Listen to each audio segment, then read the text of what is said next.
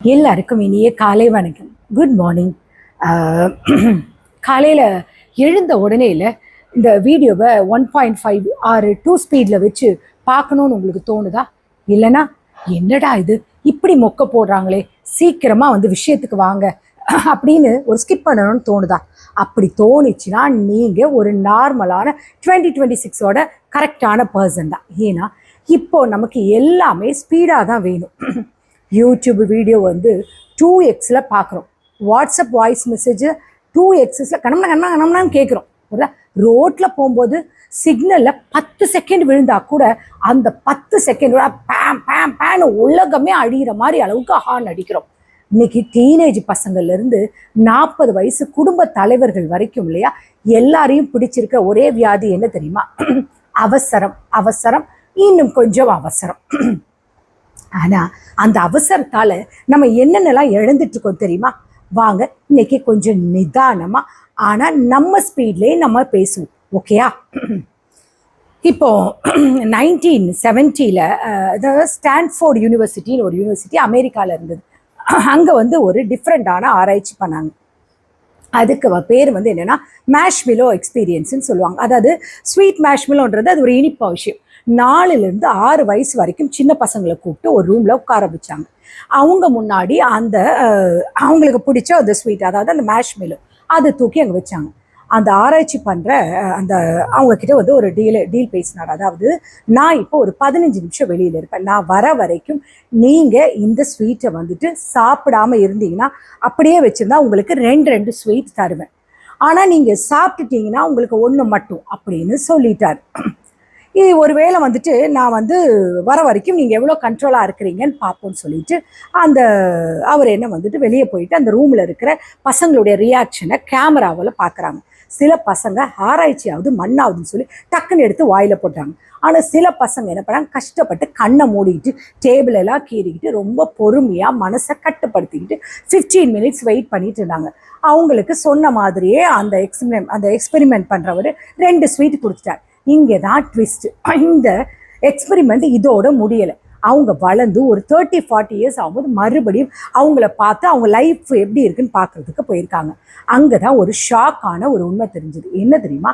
அன்னைக்கு 15 நிமிஷம் காத்திருந்த அந்த பசங்க லைஃப்பில் நல்ல நிலைமையில், நல்ல வேலை, நல்ல பிஸ்னஸ், சூப்பரான ஃபேமிலி, ரொம்ப குறைவான ஸ்ட்ரெஸ்ன்னு ரொம்ப ரிலாக்ஸான ஒரு லைஃப் வாழ்கிறாங்க.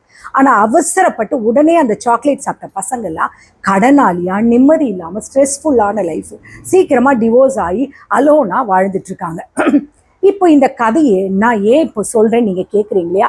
இன்னைக்கு நம்ம சொசைட்டியோட அவசரப்பட்டு நிறைய அதே சொல்லுது, அவசரப்பட்டு நிறைய வேகமாக சாப்பிட்டாங்க இல்லையா, அந்த பசங்களை மாதிரி தான் இருக்காங்க. டீனேஜ் பசங்களை எடுத்துக்கோங்க.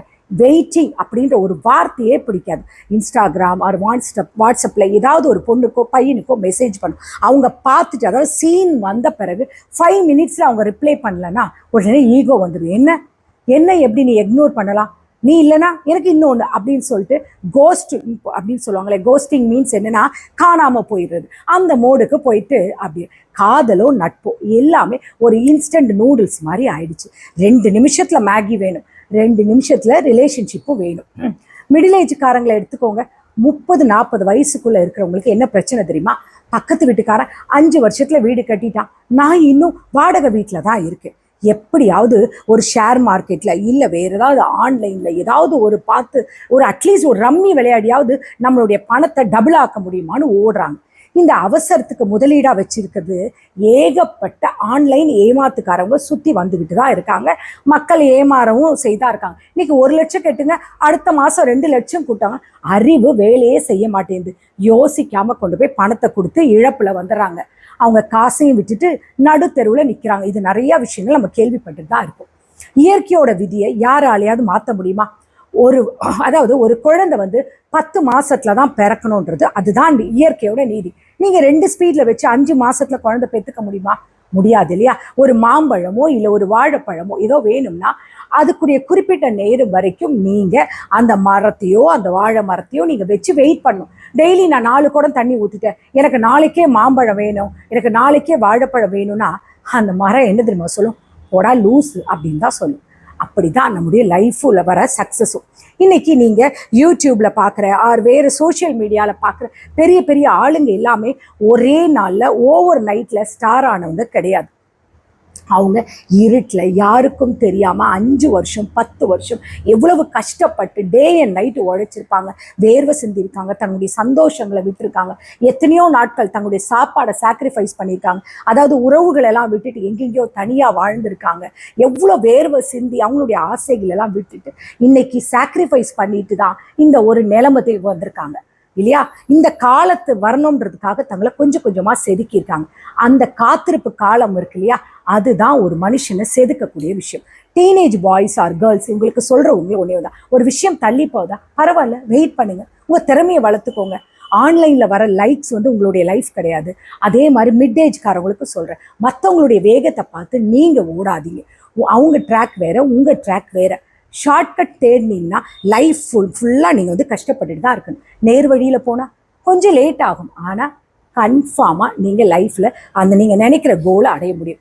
இப்போ நான் சொல்கிறதெல்லாம் கேட்டு முடித்த பிறகு இப்போ உங்கள் மைண்டில் என்ன தெரியுமோ தோணிட்டு இருக்கும். எண்டிங்கான விஷயம்னு சொல்லட்டுமா, இந்த வீடியோவை முடிச்சுட்டு, அதாவது பொறுமையாக பாருங்கள், 2 ஸ்பீட்லலாம் வச்சு பார்க்கக்கூடாது, சரி? அப்போல்லாம் புரியாது உங்களுக்கு.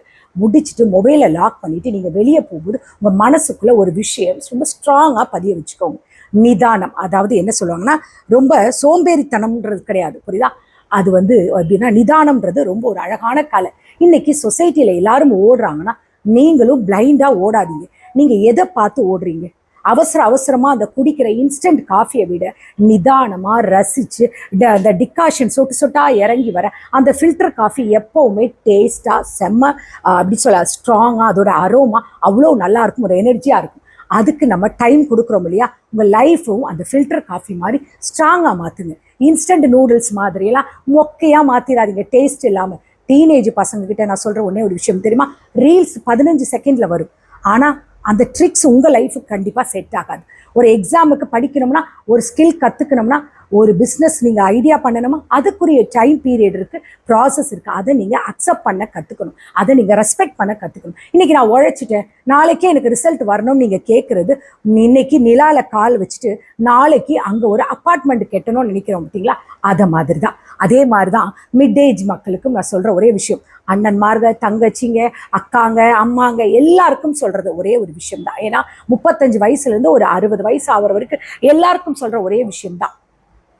இன்னும் லைஃப்பில் எதுவும் பெருசாக சாதிக்கலைன்னு நீங்கள் நினச்சி வருத்தப்பட்டுட்டு இருக்கீங்களா? தயவு செஞ்சு நீங்கள் உங்களை டவுட் பண்ணிக்காதீங்க, புரியுதா?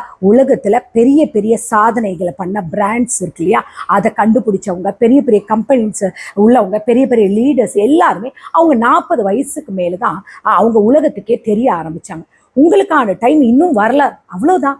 பொறுமையாக இருங்க. மற்றவன் 20 வயசில் கார் வாங்கிட்டானா நீங்கள் 30 வயசு அதாவது 30 வயசு வரைக்கும் கவலைப்பட்டு பிபி மாத்திரை போட்டு சுகர் கஷ்டப்படணுமா? அது அவனுடைய சீசன், உங்களுடைய சீசன் வேறு.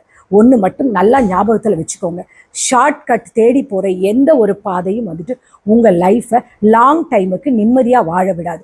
இன்னைக்கு நீங்கள் படுற கஷ்டம், இன்னைக்கு நீங்கள் பார்க்குற உழைப்பு, இன்னைக்கு நீங்கள் கொடுக்குற அந்த காத்திருப்பு, அந்த வெயிட்டிங் டைம், இது எல்லாமே உங்களை இன்னும் ஸ்ட்ராங்கான ஒரு பர்சனாக செதுக்கிட்டு தான் இருக்கும்.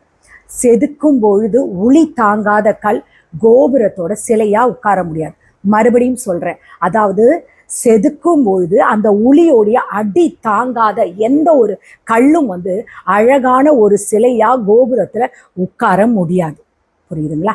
அதனால தேவையில்லாத அவசரத்தெல்லாம் தூக்கி ஓரமாக போட்டுருங்க. இன்னைக்கு உங்ககிட்ட இருக்க 24 ஹவர்ஸில் மற்றவங்க லைஃப்பில் என்ன நடக்குது அப்படின்னு எட்டி பார்க்குறத நிறுத்திட்டு உங்கள் லைஃபோட ஸ்கில் என்னன்றதை கற்றுக்கோங்க. நீங்கள் உங்கள் உழைப்பை 100% கொடுங்க, பலன் கண்டிப்பாக கிடைக்கும். அதுக்கான கரெக்டான டைம் வரைக்கும் வெயிட் பண்ணிடுங்க.